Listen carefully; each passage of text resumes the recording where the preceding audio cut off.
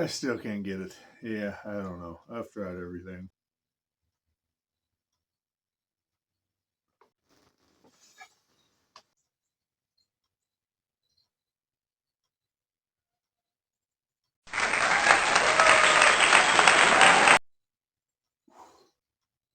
Yes, I just said Crisco.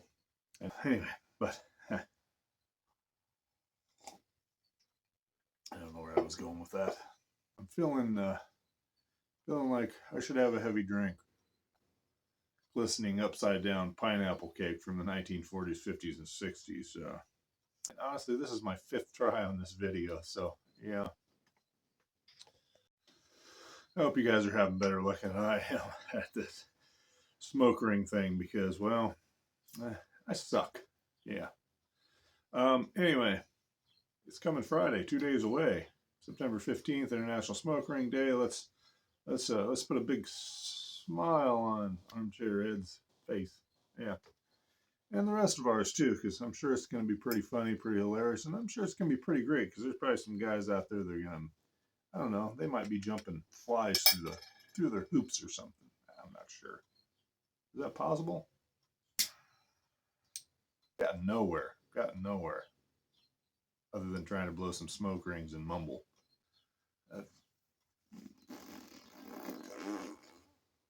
How about we do this one more time? Recently got some from my cousin, and I can't remember if I already told you that because, like I said, I'm well on the 15th or 20th or 100th try here today. So, um, yeah, here we go again. All right, let's get on with it. This is a kind of a cool looking book. I love the pictures on some of these old books and the artistry. It's just pretty neat for the time period. Um, this is from Mary Lee Taylor, and it's called Meals That Please. And when I started these books, I had a whole bunch of them, and they were different. But I found the cookbooks more interesting than the rest of the books, except a couple that I'm going to get to towards the very end. And I just found some short pieces in some of these. And, well, this one really struck my eye in this one. It's called a ribbon sandwich. Doesn't that look friggin' tasty? Said no one ever. Yeah. And in it, stir in slowly the pet milk. Yeah, pet milk. And this book is about, well, a brand of, looks like canned milk back in the day called Pet Milk. Yeah, and I'm sorry, but are I milking a goldfish or something here? Because pet milk? No. Put goat milk on there, cow milk on there. I don't, but, you know, what's in pet milk? Think about that. And then think if you want these lovely dried beef with a slice of American cheese in the middle of it, baked for 5 minutes. Atrocities. Okay, we're done with that book. The picture hit me and I was like, that's the best picture you can put and make me want to eat something in your cookbook? I don't think so, folks. Yeah.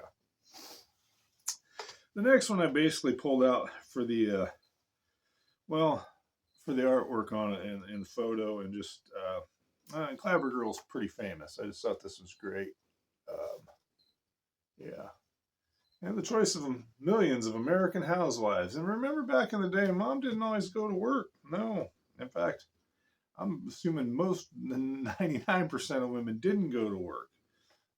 They were housewives. That's what you were expected to do. And, well, we won't get into that for my wife might watch this later.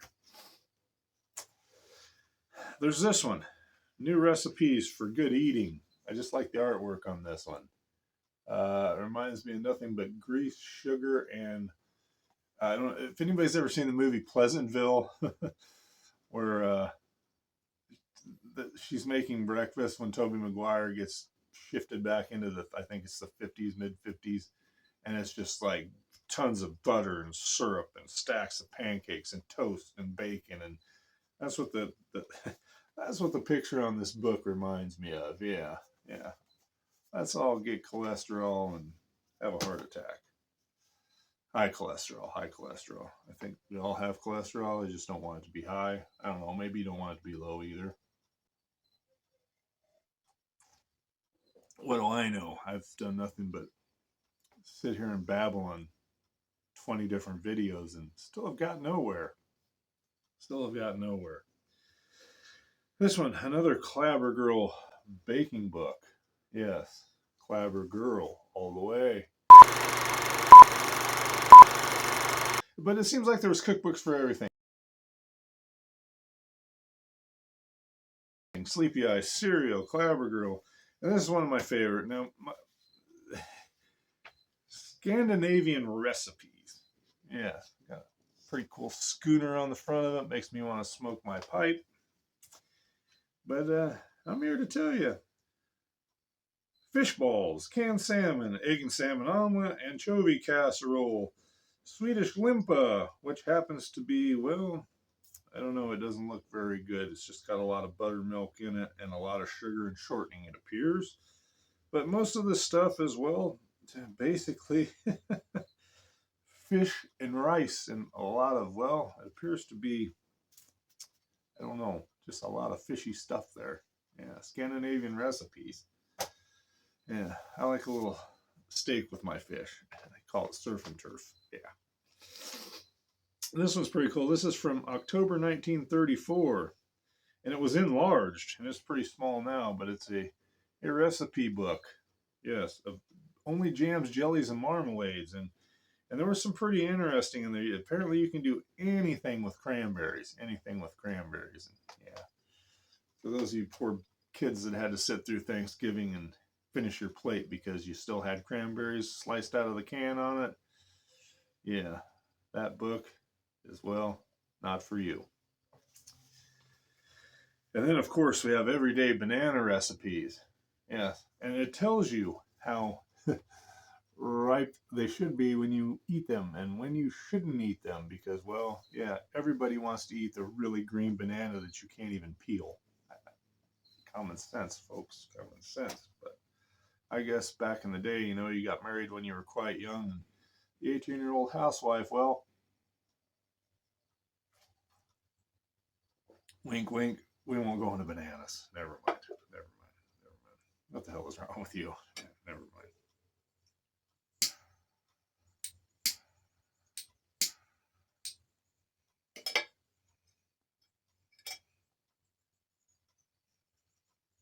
And karma comes around. I've smoked most of this bowl of pipe since I've started this video, and well, here we are.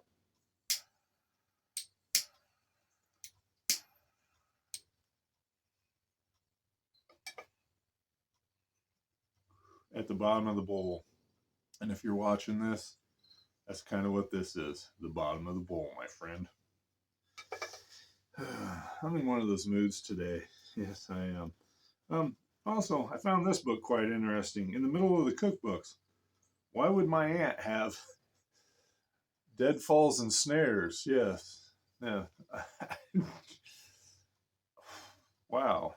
Did she have to go out and kill their food as well? I don't know. I did read one in here that was a deadfall for a bear. It was like use a couple pine bows and some other things and some stakes and a few nails and apparently some weight, and it holds the black bear easily. Yeah, I'm shooting that sucker in the face. I'm not, no, we're not going up to, yeah, a deadfall trap. Nope, no thank you.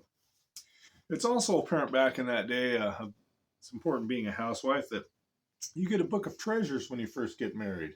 This one's pretty interesting. This one was for my aunt, so it's got some pretty cool names in it from the past that I remember, but and wedding gifts, things like that.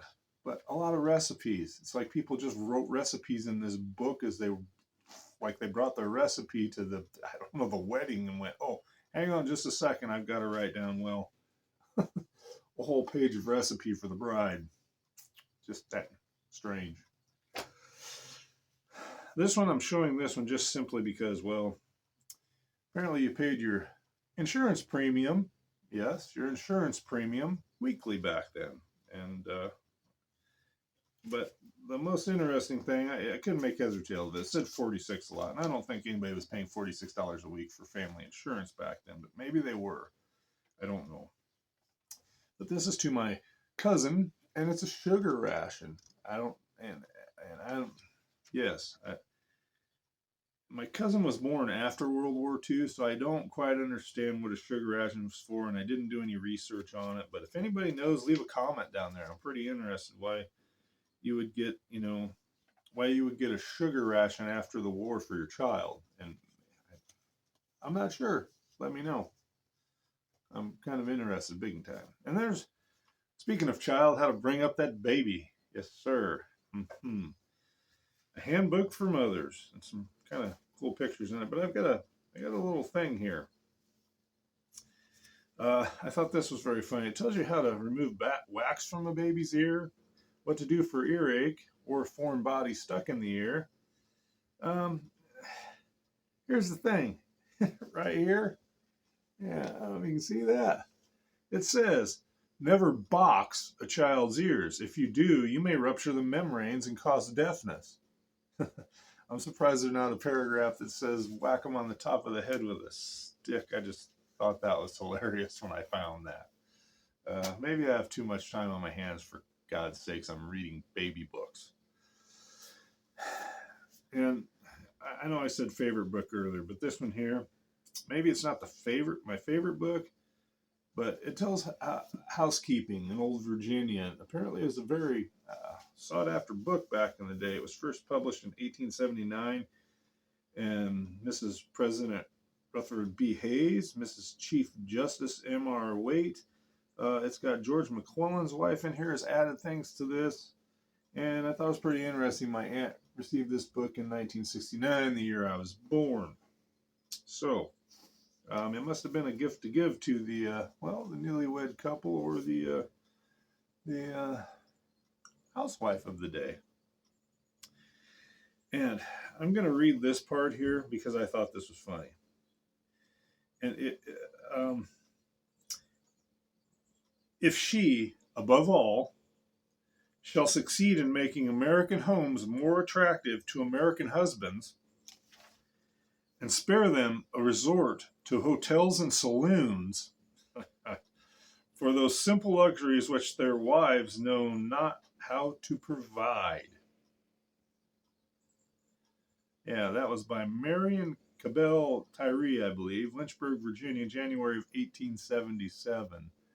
I'm assuming that means, yeah, you best take your husband's boots off, get his pipe lit, fix him some supper, and keep him content at home, because there are saloons in the world, my friend. There are saloons in the world, and how I know all about those.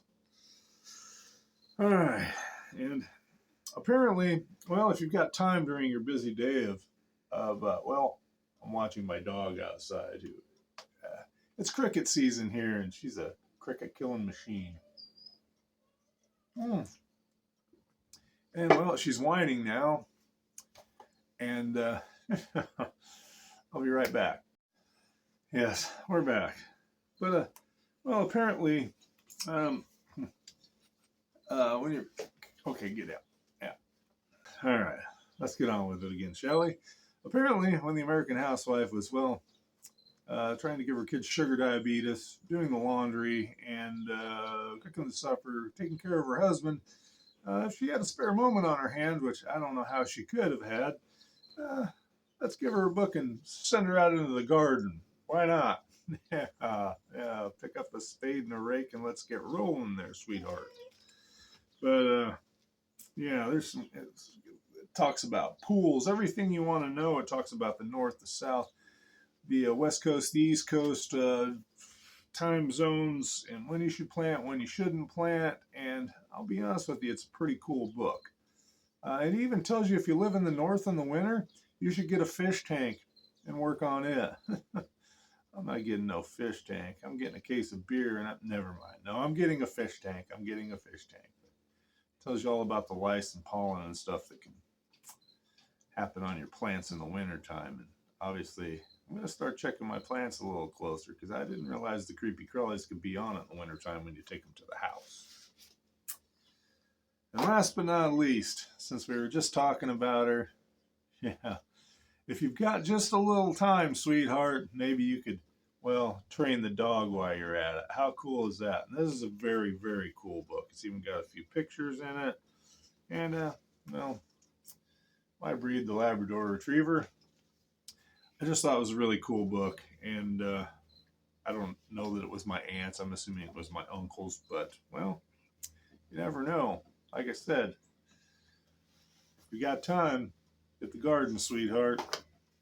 Or, well, let's get the dog taught some manners. Speaking of manners, my dog's chewing on the couch leg right now. So with that, and I'm not going to box her ears, I'll bid you an hasta luego with the tip of the haberdashery. We'll catch you in the next one. And, well, don't forget to shake them jars and blow them smoke rings.